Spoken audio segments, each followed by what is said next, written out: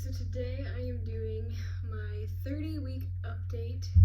A lot has changed since my last update, so this video is probably going to be decently long. Before I get into the video, I know that I just look like a mess. I kind of fell asleep and took a nap today, so my hair is really crazy, and I don't match, but it's just like, let's just ignore that and move on. So I'm just gonna jump right into the video. I'm just gonna go ahead and start with all of the symptoms I've been having. Some of them are the same, some of them are a little bit different, so I'm just gonna be explaining everything that's been going on with me. So the first thing that I don't think I've mentioned, but I definitely had even in my last update, is a lot of Braxton Hicks. I don't think I had as many Braxton Hicks in my last update, but I've definitely gotten a lot more as my pregnancy is going along. I'm getting further along, but I get them quite a bit, not enough to like be worried or anything, but I definitely feel like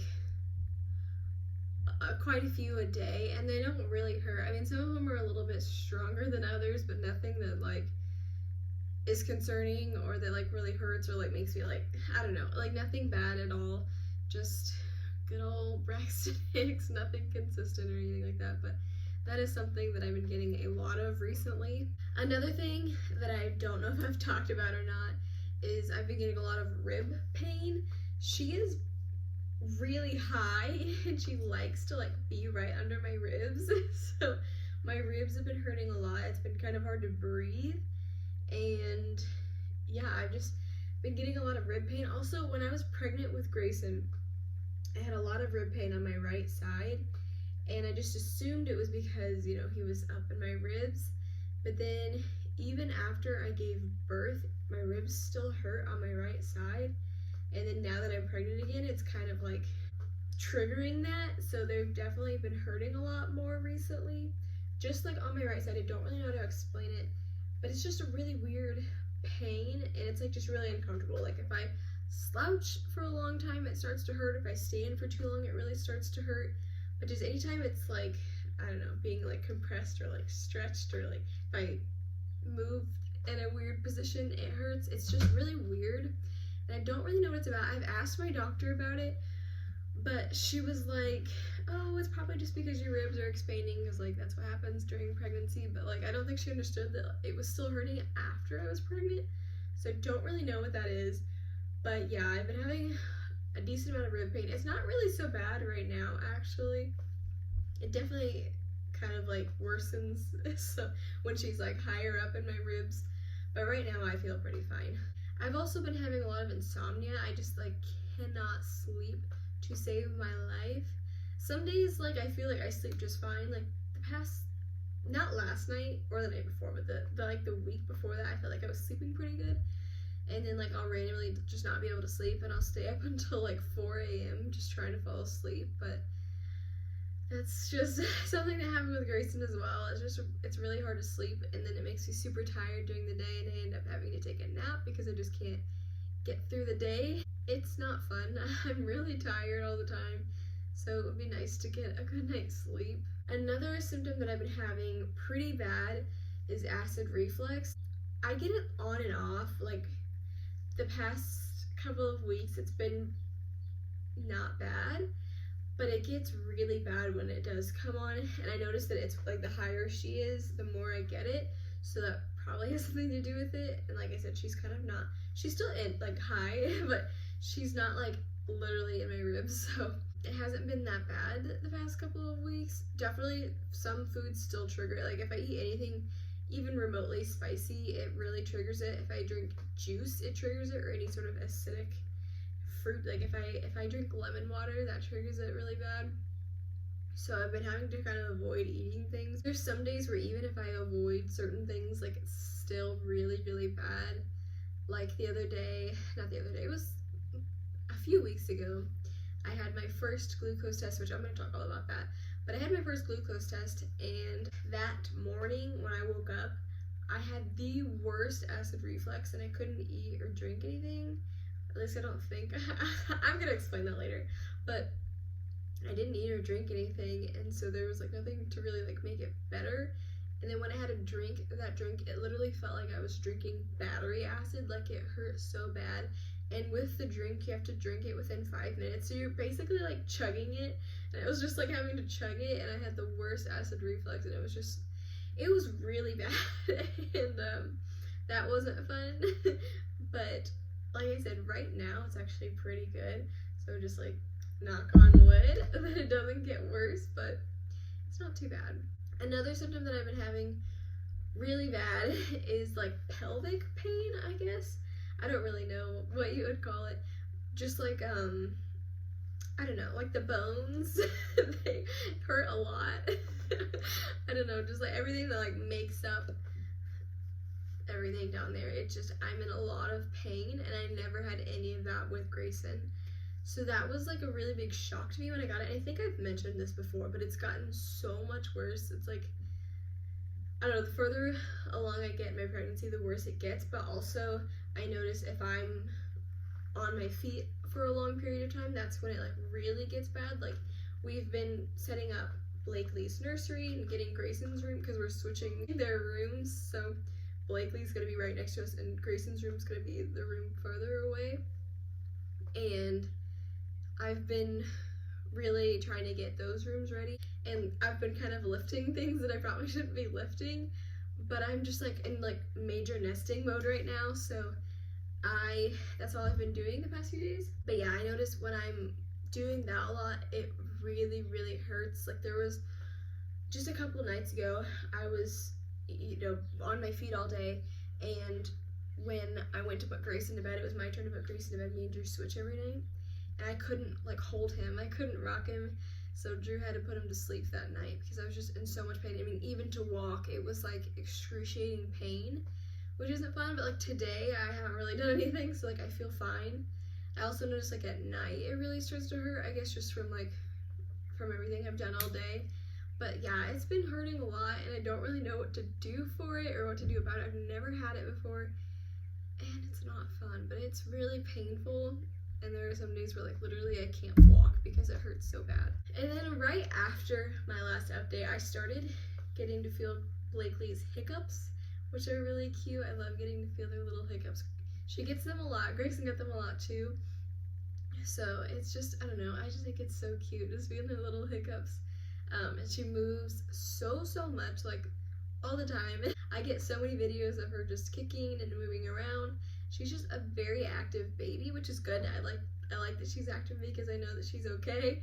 But yeah, I've got to start feeling her hiccups, which are really cute. The next thing I wanted to talk about is my weight gain.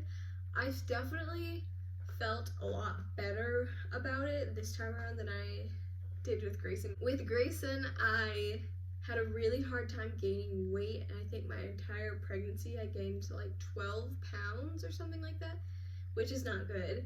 And so this time, so far, I've already gained 10 pounds, 11 pounds. I started at 107, I think, and I weighed 118 at my last appointment that I was weighed.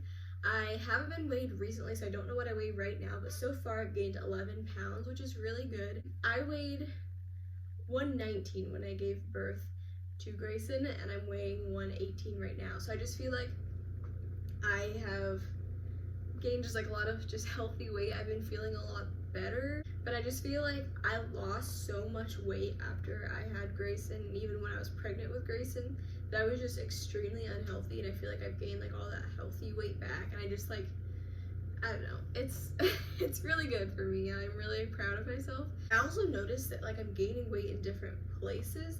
With Greyson, I was all belly. Like, I didn't gain weight anywhere else. Like, I literally looked like a stick figure with like a big belly.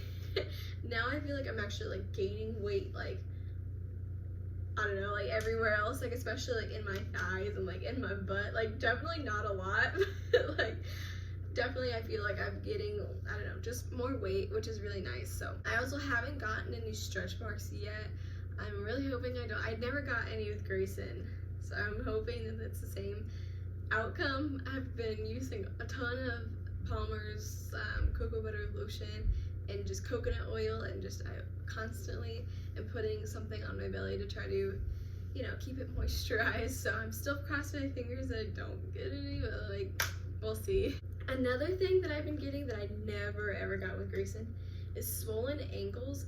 And again, I've only gotten it twice, and the first time I got it was on Mother's Day. I wore wedges that whole day, and I noticed when I got home my ankles were a little bit swollen, but not like anything crazy. Like Drew didn't even couldn't even tell, but like I could tell definitely, because I have very small ankles and like very small wrists, so like anytime I swell, like it's pretty noticeable to me, but he couldn't even tell. And then the second time I got him was that day that I was moving all that stuff, so I was on my feet all day, so that's kind of different. I mean, I guess I was never really on my feet like that when I had Greyson, so maybe that's why I never got like swollen, but I don't know, that's just something different that I've experienced this pregnancy. I've also been carrying just so different than when I was with Greyson. With Blakely, she's definitely a lot higher than Greyson was. Greyson was always very low, always head down, kind of in the same position, and she's just like all over the place, honestly. Like sometimes her head's like over here, sometimes her head's head down, and then sometimes it's like all the way over here, and like she just is constantly flipping around and like moving around. I do think she's head down now, especially because I've been noticing that like I've just been able to like breathe a little bit better. I think she's head down, and I think her feet are up here because I've been feeling her kicks a lot up here, which is good. I guess she's, you know, getting ready for birth. But yeah, I definitely feel like she's a lot higher. I'll even insert a picture. There was one day where she was like really up in my ribs and like curled up in a ball, like her head was on this side, and then she was like curled up under like this way. I don't know how to explain it, but I'll insert a picture of what my belly looked like when she was doing that. And then the very next morning she was very low, like she was head down, and it was such a drastic difference on the way I felt. I just felt like I could breathe, I could bend, like she wasn't like pressing in my ribs. It was just really nice. But the next day, like my belly looked completely different. So I just think that I've definitely been carrying her a lot different than what I did with Greyson. Greyson stayed pretty low the whole time. Another symptom that's really been kicking my butt, and I think I've mentioned this before in probably all of my updates, I have been so tired. It is not even just like tired like I need to sleep, which most of the time it is, but sometimes it's just like I don't have any energy. Like I don't want to get up, I don't want to do anything, and then I just want to like sit down and like I don't know, like I just don't feel like moving. I'm just so tired and exhausted pretty much all of the time. Even now, like as you can see, I did not feel like doing my hair or putting different clothes on or trying to do anything, honestly. I've just been so tired, and even today, like I had to take a nap. Yesterday I had to take a nap. Like some days I literally can't make it through the day without needing a nap because I'm just so tired and exhausted, and I just don't have any energy, and it's been kicking my butt. Like it's really bad. I don't remember it ever being this bad with Greyson. It may have been, I'm not sure, but it's honestly something that's kind of concerning to me because I just don't feel like it's normal. Like I know that being tired when you're pregnant is a thing. It's to the point where I feel like I just took an entire bottle of allergy pills and like I'm being knocked out. Like even if I am watching Greyson, like I'll get so tired and I'll have to call Drew and be like, Drew, I need a nap. I need you to come watch Greyson right now because I'm about to fall asleep. I'll even try to stay awake. I'll like stand up, try to like eat something, drink something, do something to like wake me up. But the second I sit down, it's like I just pass out. Like it's so bad. I know that's a sign of gestational diabetes, but I don't really think I have that, and I'm gonna get into that now. So I had my first glucose test, I don't remember the date. I believe it was at the beginning of May or else the very end of April, I don't know.